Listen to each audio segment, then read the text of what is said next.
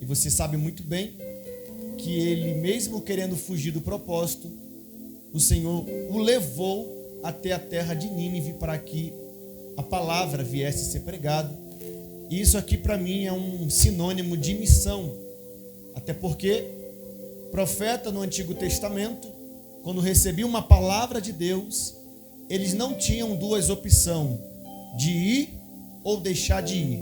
Ele só tinha uma opção, que era de ir anunciar aquilo que o Senhor colocou na sua boca. Só que eu sou muito sensível à voz de Deus e o Senhor me tocou para ministrar uma outra palavra. E Ele faz isso. E Ele me fez lembrar do capítulo 6.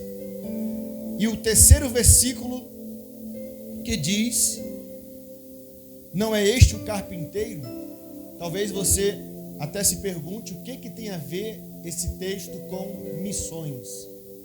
Você vai entender o raciocínio desse pregador e eu creio que entraremos no glória e no manto de Jesus, amém? O maior missionário que existe é Cristo Jesus. Porque todos nós sabemos que Cristo começou o seu ministério com 30 anos de idade e teve um ministério curto de apenas 3 anos e meio. E aquilo que Jesus fez durante 3 anos e meio de ministério, nenhum homem em toda a sua vida ministerial irá fazer. Porque quando Jesus esteve nessa terra, Jesus era um homem que arrastava grandes multidões. E era uma multidão muito grande ao ponto que as pessoas não tinham espaços para se assentar. E tudo isso porque Cristo, Ele carregava 2 coisas que era de suma importância no seu ministério. Primeiro, era a palavra que Ele pregava. E depois que Ele terminava a sua linda ministração poderosa, Ele curava as pessoas que estavam enfermas. E é por isso que o povo queria estar perto de Cristo por tudo. Eles deixavam os pais, deixavam muitas vezes o trabalho para acompanhar o ministério de Cristo Jesus. O ministério de Cristo Jesus não era um ministério fincado apenas em um ambiente, por mais que ele pregasse em algumas sinagogas. O ministério de Jesus era um ministério itinerante. Ele caminhava por Betânia, ele caminhava pela Judéia, pela Galileia, por Cafarnaum, por Tiro, por Sidom, por Decápolis, enfim. Durante 3 anos e meio de ministério, Jesus fez coisas extraordinárias que vêm permeando até os dias de hoje. É por isso que nessa noite nós estamos aqui em um culto de missões, porque bastou 3 anos e meio apenas para ele virar o mundo de cabeça para baixo. Ele escolheu 12 homens para dar continuidade naquilo que ele começou. Todos nós sabemos que um deles foi aquele que o traiu, aquele que o entregou na mão dos soldados, mas tudo isso era debaixo de um propósito divino, porque era necessário que isso acontecesse. E depois que Jesus foi elevado aos céus, os seus discípulos, que agora se tornaram apóstolos, deram continuidade naquilo que Cristo Jesus começou. No capítulo 1, versículo 8 do livro de Atos dos Apóstolos, ele diz assim, ficai em Jerusalém, até que do alto sejais revestidos de poder, para que sejais as minhas testemunhas em Jerusalém, Judeia, Samaria e até os confins da terra.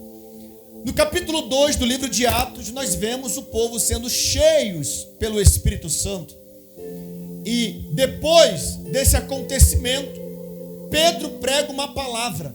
E a palavra que Pedro prega nesse dia de Pentecoste se resultou em aproximadamente 3.000 almas. A segunda mensagem de Pedro, 5.000 almas. Ou seja, em 2 ministrações, Pedro conseguiu conquistar 8.000 vidas. E já é o suficiente para que Jerusalém viesse ser evangelizada. Do capítulo 3 até o capítulo 7, a palavra estava sendo ministrada em Jerusalém e todos sabiam quem era esse tal de Cristo Jesus e viam também as manifestações que eram feitas através dos apóstolos. Só que a promessa que Jesus fez é ficar em Jerusalém para que sejais revestidos de poder. Segundo, sejais as minhas testemunhas em Jerusalém, na Judeia e na Samaria. O evangelho não era para se limitar apenas em Jerusalém. E o problema é que o povo estava acomodado dentro de Jerusalém. O povo não queria mais anunciar aquilo que o Senhor havia dado ordem para eles. Porque uma coisa é ser cheio do Espírito Santo e pregar para a minha igreja. Outra coisa é eu ser cheio do Espírito Santo e pregar para as pessoas necessitadas fora de quatro paredes. Jesus não queria que o povo ficasse limitado, pastor, somente dentro de Jerusalém. Jesus queria que o povo viesse da continuidade do evangelho na Judeia, na Samaria e até os confins da terra. Mas como o povo estava debaixo de uma comodidade, Deus precisou realizar algo que na mente humana é difícil de compreender, mas é a matemática de Deus. Deus, vendo que o povo estava acomodado dentro de casa, Deus levantou um perseguidor para o perseguir. Atos, capítulo 8, na verdade começa no capítulo 6, aonde Deus levanta 7 diáconos, e um desses diáconos é morto, apedrejado, a mandante de Saulo de Tarso, que posteriormente se tornou o Paulo de Tarso, grande missionário da igreja cristã. Só que se não existisse essa perseguição, o povo ainda assim permaneceria acomodados, querendo a bênção só para si, querendo poder, querendo os mistérios só para si. E no reino de Deus não é assim que acontece. Quando Deus vê que alguém está acomodado em um ambiente, Deus começa a apertar para que essa pessoa acorde e comece a anunciar aquilo que ele deu ordem para que fosse anunciado. Alguém está entendendo a palavra aqui? Então olha para essa pessoa que está do teu lado e diga assim para ela: Deus não trabalha com gente covardes. Deus trabalha com pessoas corajosas. Mas se Deus vê que você recebeu o Espírito Santo e quer se acomodar, quer plantar o talento que Deus te deu, Deus começa a levantar alguém para tentar te colocar para baixo, para tentar te oprimir, para tentar banalizar com a sua imagem. Mas tudo isso tem um propósito. Porque primeiro, que a igreja não cresce se tiver acomodada. A igreja cresce se tiver perseguição. A igreja cresce se tiver calúnias, críticas, pedradas. Isso é fundamental, até porque nós somos missionários de Cristo Jesus. E se nós somos missionários de Cristo Jesus, nós precisamos entender que nós estamos sujeitos a passar por tudo e um pouco mais. Nós estamos sujeitos a ser esquecidos pela nossa família. Nós estamos sujeitos a ser apedrejados por pessoas que muitas vezes nem nos conhecem, mas pelo fato de alguém comentar sobre você, essa pessoa pega ranço, pega raiva de você. Mas tudo isso é fundamental para o reino de Deus. O crescimento só vem mediante a perseguição. O crescimento só vem mediante a calúnia. O crescimento só vem mediante as críticas. Por quê? Porque é necessário Deus te dar maturidade. É necessário Deus te dar, aleluia, sabedoria para lidar com esses problemas. E se você não souber lidar com calúnia e pedrada, você não está preparado para viver missões. Tá, pregador, e você quer chegar aonde? Agora eu começo a pregar a sua introdução. Quando nós olhamos para o ministério de Cristo Jesus, nós vemos que Cristo arrastava essas multidões pela palavra que ele pregava, que era totalmente diferente dos escribas e pelo milagre que ele realizava na vida daquelas pessoas. Estudando a Bíblia Sagrada esses dias, eu descobri que Cristo, quando esteve nessa terra, ele teve uma agenda celestial. Jesus sabia de tudo aquilo que ele iria realizar dentro de 3 anos e meio apenas. Jesus sabia as pessoas que ele iria encontrar no meio do seu caminho, no meio do caminho missionário. Ele sabia que uma moça que estava há 12 anos padecendo de um fluxo de sangue iria tocar na sua vestimenta e ela seria curada de uma forma imediata. Jesus sabia que na sua agenda ele tinha que entrar em um lugar chamado Naim, porque ali tinha o filho da viúva que estava sendo levado para ser sepultado. E quando Jesus passa pelo meio da multidão, ele toca no morto, o morto ressuscita e dá o menino em vida para a mãe. Jesus sabia que ele iria se encontrar com aquele centurião, aonde o povo judeu clamou a Jesus para que Jesus fosse até a sua casa. E aquele homem centurião falou: eu sou homem de autoridade. Se eu mando esse soldado fazer isso, ele faz isso. Se eu mando aquele soldado fazer isso, ele também faz isso. Então, se tu somente lançar uma palavra, certamente o meu servo será curado. Jesus ficou maravilhado com a fé daquele homem. Ele liberou apenas uma palavra, aquele homem que estava enfermo foi curado. Jesus sabia que iria até a casa de um homem chamado Jairo, o homem que era chefe da sinagoga, porque ali estava a sua filha de 12 anos de idade morta, e todo mundo estava chorando. Mas quando Jesus chega na casa, olha para a menina e diz que a menina estava dormindo, todo mundo começa a sorrir. Aí Jesus pede para que aquela multidão saia da casa, fique somente Jairo, Pedro, Tiago e João, e pede para que a menina que estava morta ressuscitasse.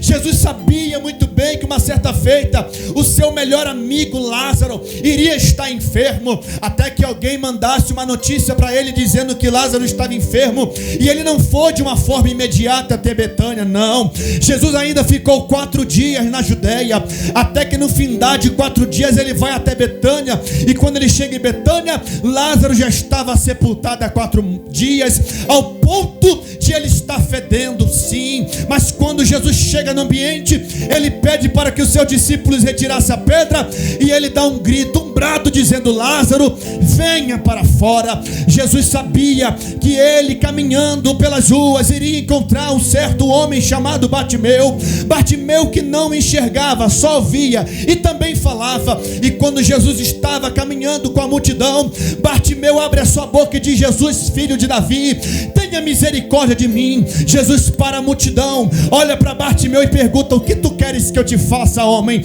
Aí Bartimeu abre a boca e diz assim: eu quero voltar a enxergar novamente.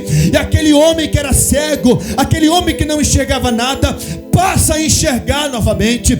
Jesus sabia que iria encontrar um homem chamado Zaqueu, um publicano que roubava daquele povo judeu. Até que Jesus estava caminhando na sua obra missionária, ele teve que subir numa figueira, até que Jesus olha para cima e diz: Zaqueu, aleluia, eu vou até a sua casa hoje. Até que Zaqueu prepara o ambiente e diz: Senhor, muito obrigado por chegar na minha casa, eu nem sou digno disso aqui, e digo, eu vou devolver para aquele povo 4 vezes mais do que aquilo que eu roubei. Aleluia. É no evangelho que nós encontramos Jesus encontrando com uma mulher que estava há 18 anos andando corcunda, estava carregando o espírito maléfico sobre ela, até que Jesus olha para ela e libera uma palavra. Aquela mulher volta a ficar ereta e a libertação acontece na vida dela. Falando de libertação, é também no evangelho que é relatado que Jesus entra no lugar chamado Gadara,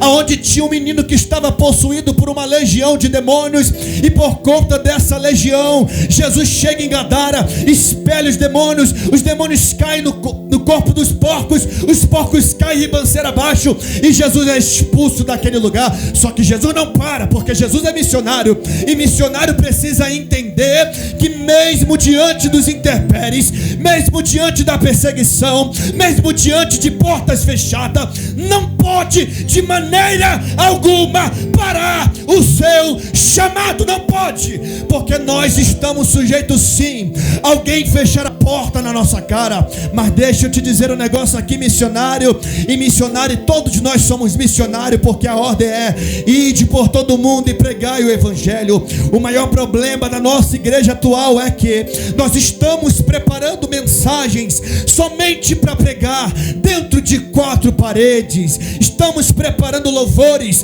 somente para cantar dentro de 4 paredes, sabendo que aqueles que necessitam da palavra, aqueles que necessitam ouvir um louvor, está fora de 4 paredes. É por isso que Jesus sempre priorizou pregar do lado de fora, porque do lado de fora tinha Bartimeu, porque do lado de fora tinha Zaqueu, porque do lado de fora tinha a mulher do fluxo de sangue, porque do lado de fora estava a mulher encurvada, porque do lado de fora estava o gadareno. Sabe que Jesus está dizendo para nós? Meu Deus do céu, eu vou falar, Jesus. Deus não te levantou para ficar acomodado dentro de 4 paredes. Ele te chamou para pregar do lado de fora, porque é do lado de fora que alguém necessita, é do lado de fora que alguém necessita de uma palavra, é do lado de fora que alguém necessita ouvir um louvor, é do lado de fora que alguém necessita de um abraço, sim, é do lado de fora que alguém necessita de uma libertação. É por isso que Deus te escolheu como missionário para pregar do lado de fora. Do lado de fora.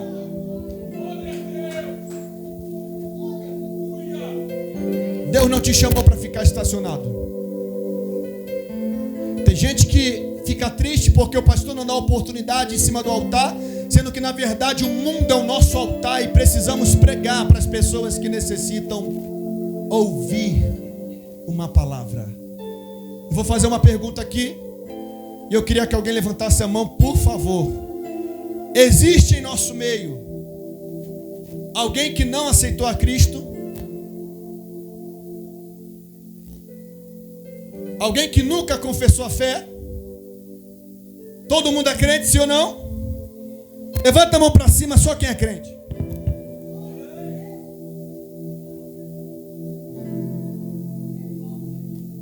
Então veja bem, culto de missão para crente? Calma, porque o teor da mensagem é outra. Todos nós sabemos que somos missionários, sim ou não? Olha para esse missionário bonito do seu lado aí. Essa pessoa carrega uma palavra que alguém necessita ouvir. Tá, Rodrigo, e o que tem a ver com o texto que você leu agora? Jesus, o maior missionário.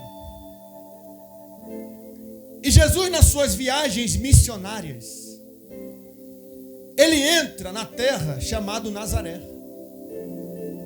E quando Jesus chega dentro de Nazaré, e pasme, a terra que ele cresceu, passou a sua infância, a sua adolescência, a sua juventude, e quando completou 30 anos de idade, foi proclamar o Evangelho.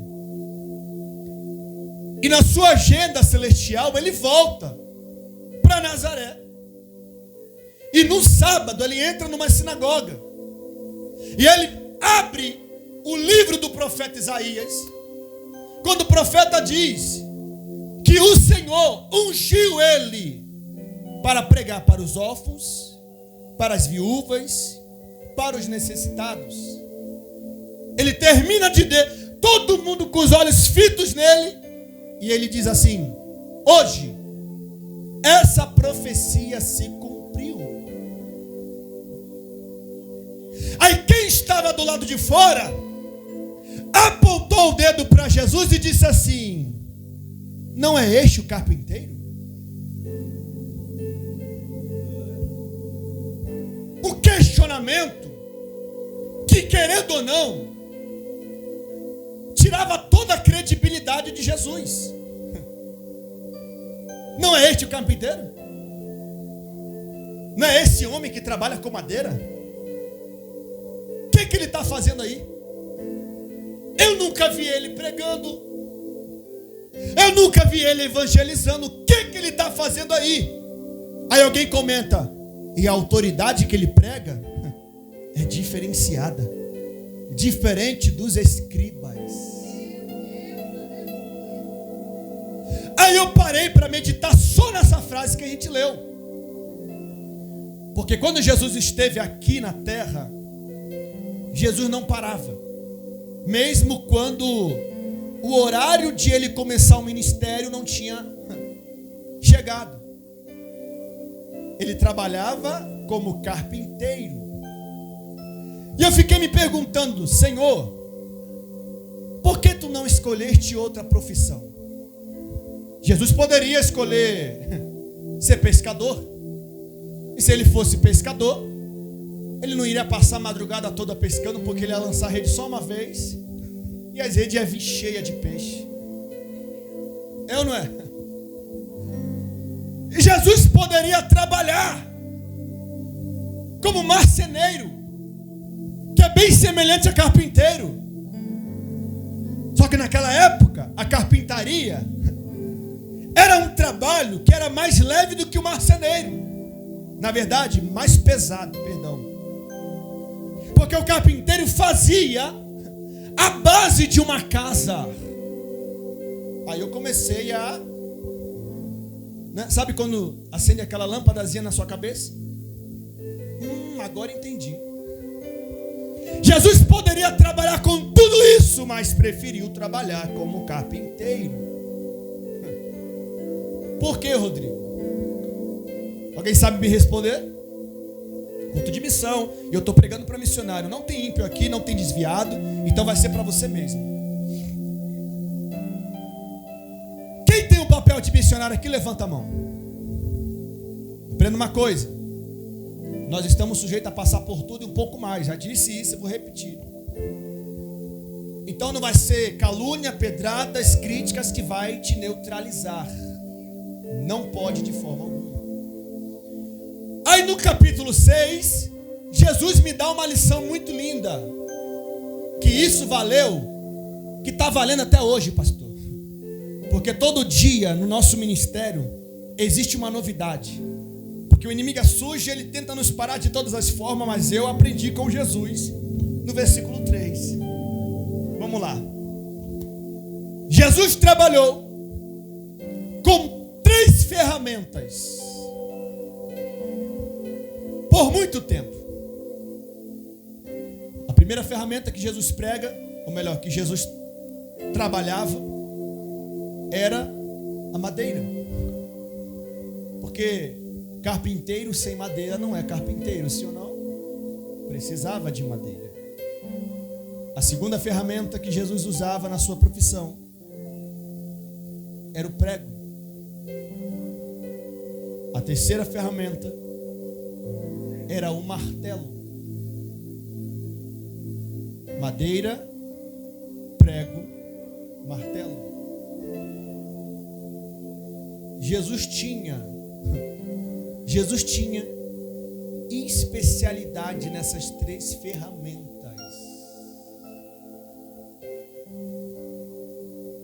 Agora me responde uma coisa, irmãos. Quando Jesus foi preso na cruz, quais foram as ferramentas que prenderam ele lá? Madeira, prego, martelo. O que está acontecendo aqui, Rafael? Jesus está dentro de Nazaré e o seu próprio povo não está dando credibilidade na sua ministração. Não é este o carpinteiro? E quando o povo fala assim, filho de Maria, aí que coloca o nome de Jesus lá para baixo. Porque o homem, quando era reconhecido, não era pelo nome da mãe, era pelo nome do pai. Já viu na Bíblia? Profeta tal, filho de fulano, neto de ciclano, e assim vai. Naquela época, não usava o nome de mãe para reconhecer alguém. Mas quiseram colocar Jesus lá embaixo. Aí o texto diz assim: e por conta da incredulidade daquele povo, Jesus não pôde realizar muitos milagres. Agora imagina, pastor, Jesus pregava em Cafarnaum e o povo o abraçava. O povo dava credibilidade para ele. Jesus pregava em Betânia, o povo aguardava ansiosamente a sua presença. Jesus passou por Tiro e Sidom, o povo também honrava de uma forma magnífica. Chegou um tempo que o povo queria até colocar Jesus como rei. Lembra desse texto? Por que tu não vira rei da gente? Aí Jesus teve que fugir, porque o povo queria estar atrás de Jesus o tempo todo. Lógico, né? Jesus de Nazaré, quem é que não queria ficar do lado dele? Mas dentro de casa, pastor, o povo que era para abraçar Rafael está dizendo: eu tive que crescer, eu tive que pegar o microfone e gaguejar na igreja. Tu tá assim desse jeito, não vai chegar a lugar nenhum, porque eu vi teu início. Aí o negócio é mais apertado, né? Porque veja bem, quem paralisa ministérios, pasme no que eu vou falar, irmãos, eu falo com muito temor. Muitas vezes não é nem um ímpio, são pessoas de dentro de casa. Só que eu estou pregando para missionário com sabedoria, com maturidade. E eu creio que aqui não tem esse negócio de querer puxar tapete. Até porque eu conheço o pastor Cleiton, eu sei como que a palavra é pregada aqui com muita maestria. Só que aprove a Deus eu ministrar isso aqui. Porque veja bem, Jesus trabalhou a vida toda com as ferramentas que o prenderam na cruz, para nos ensinar uma coisa. Pega isso aí, missionário. Aprenda a lidar com aquilo que um dia vai te fazer mal. Aprenda a lidar com aquilo que um dia vai te fazer mal. Missionário, se você não aprender a lidar com a rejeição, você não é preparado para ser missionário. Me desculpe. Se você não está preparado para ser rejeitado, você não está preparado para ser missionário. Ei, pastor?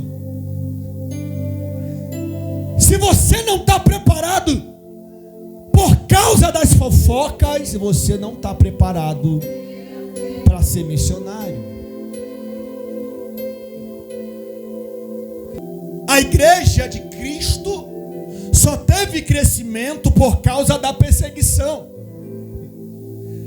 Eu costumo dizer que nós, cristãos, somos igual gema de ovo, já viu? Para ela crescer, a gente tem que bater nela, ó. Aí veja bem, Jesus trabalhou com as ferramentas que o prenderam na cruz. Jesus vai te permitir passar por diversas coisas várias vezes, se você não aprender a lidar com tal situação na sua vida. Ei, missionário! E aí, missionária? Vai parar mesmo só porque alguém falou do teu nome?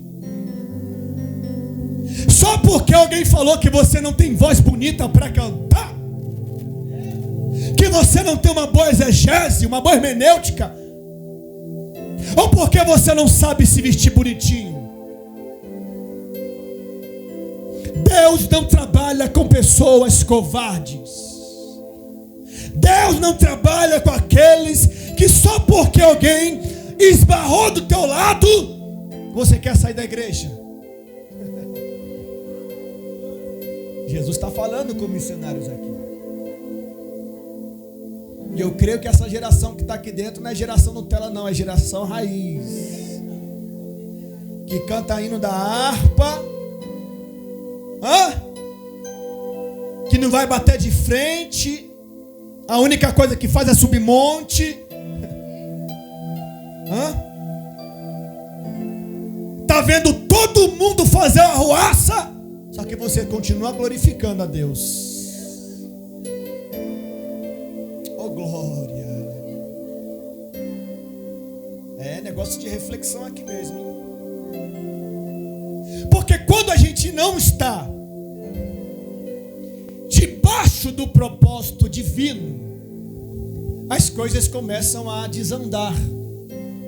Porque é necessário que Jesus te aperfeiçoe, te prepare para te levar para o campo missionário, irmãos. O campo missionário é recheado de pestes, potestades e principados. Quando a gente compreender que a nossa luta não é contra sangue nem carne, mas sim contra principados e potestades, a gente começa a mudar a nossa visão. A gente começa a mudar a forma como nós caminhamos, irmãos. Ou você acha que você vai ser igual aqueles filhos do trovão que chegaram diante de Jesus e falou: ó, a gente pregou na Samaria, mas ninguém deu ouvido à nossa pregação. Podemos orar para que o raio caia lá?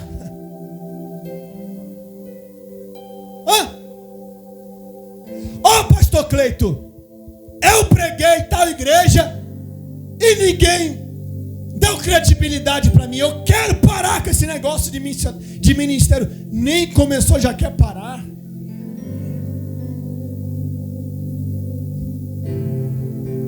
Não está pronto para ser missionário. Agora, cadê os missionários de verdade aqui? Deixa eu ver. Levanta a mão. Que a partir de hoje, missionária e missionário, Deus vai te elevar ao nível de uma forma tão poderosa, que tempestade, perseguições, pedradas e calúnias não vai te neutralizar.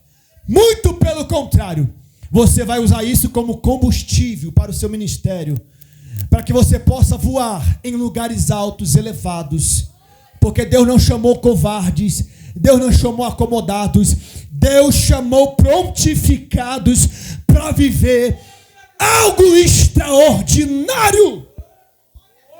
Algo extraordinário. Aleluia. E ai de nós se nós querermos fugir daquilo que Jesus tem preparado para nós. Olha o exemplo de Jonas. Fugiu e só desceu o nível. Desceu, até descer na barriga de um grande peixe. Aí, como ele estava com a palavra, Deus fez com que o peixe o vomitasse próximo a Nínive, porque era necessário que ele pregasse. Mas Jonas é humano. Jonas tem uma mentalidade de que a nação inimiga não precisava ouvir a palavra de Deus. Até porque a Assíria sempre se levantou contra o povo dele. Então para ele não tinha muita lógica. Só que missionário, de verdade, prega para aqueles que um dia tentou te matar, tentou acabar com o teu nome. Sabe o que é isso? É aprender a lidar com aquilo que um dia vai nos fazer mal. Se coloque de pé.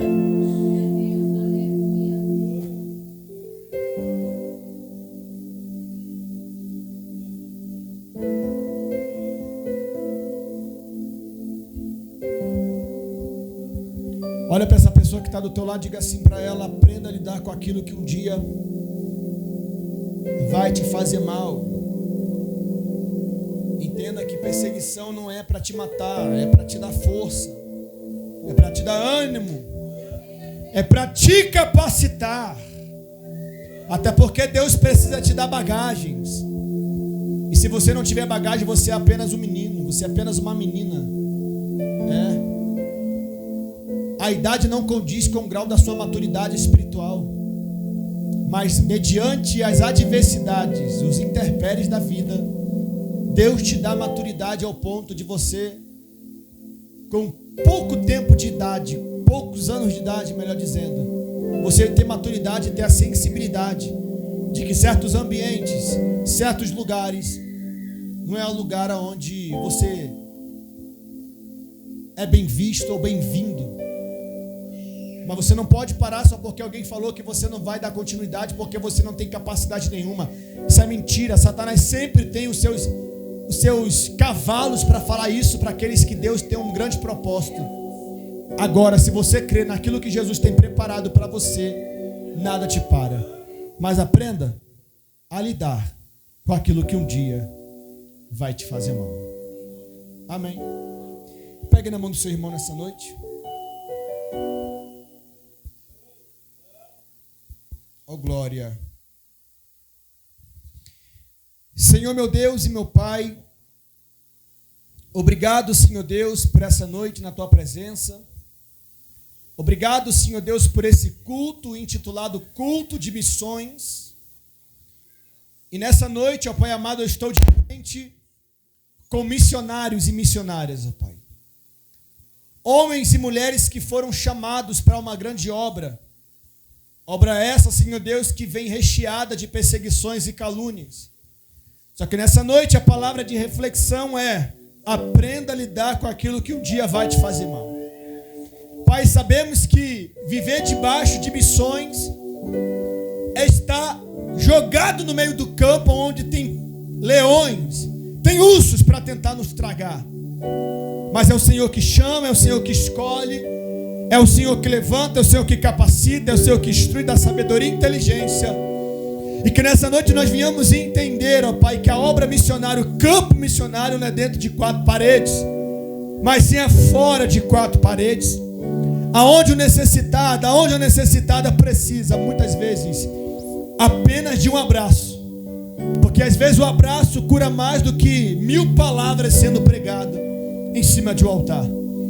Pai, que a obra missionária, com amor a missões, venha brotar dentro do nosso coração, ó Pai. Porque sabemos, ó Senhor, que nós somos igrejas. Igreja, e a palavra igreja significa chamados para fora. Nós fomos chamados para fora para pregar para os necessitados. E nos usa, Senhor, com muita autoridade, com muita maestria, com muito poder. Porque é isso que nós desejamos nessa noite de domingo, ó Pai. Então guarda, abençoa, protege, livra de todo mal a vida dos seus missionários, e que nós venhamos arrancar vidas das garras de Satanás. Porque a tua palavra nos ensina que as portas do inferno não prevalecerão contra a igreja do Senhor.